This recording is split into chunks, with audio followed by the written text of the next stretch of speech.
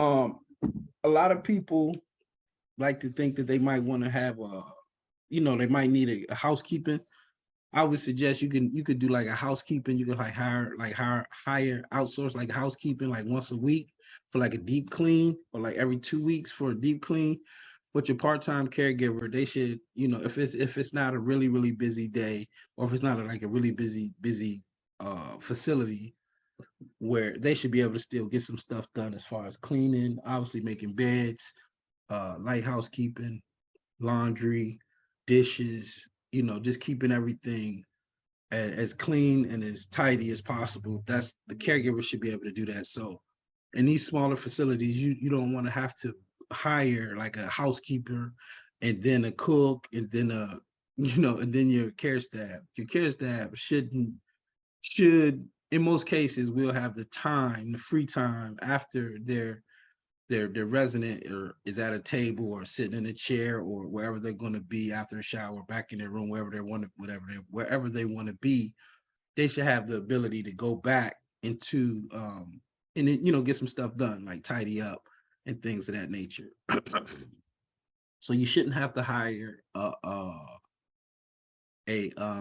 home housekeeper alongside with a cook and stuff like that, because again, your caregiver should be able to cook. These are some of the things that you want your caregivers to do.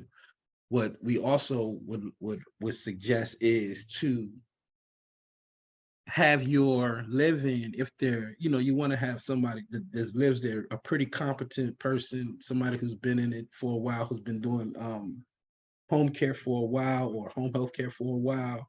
They have all their certifications. They have to be med tech certified so they can pass meds, stuff like that. But then also there's another layer to that. What you can offer them as a value add is to put them through the training of being putting them through the 80-hour assisted living managers course. And why do we do that? What we like to see is an on-site 24-hour assisted living manager, which will make you sleep much better at night, because now you're the assisted living manager and now you have your alternate actually living there. And that's a great thing, to have someone who can manage the whole facility just like you can.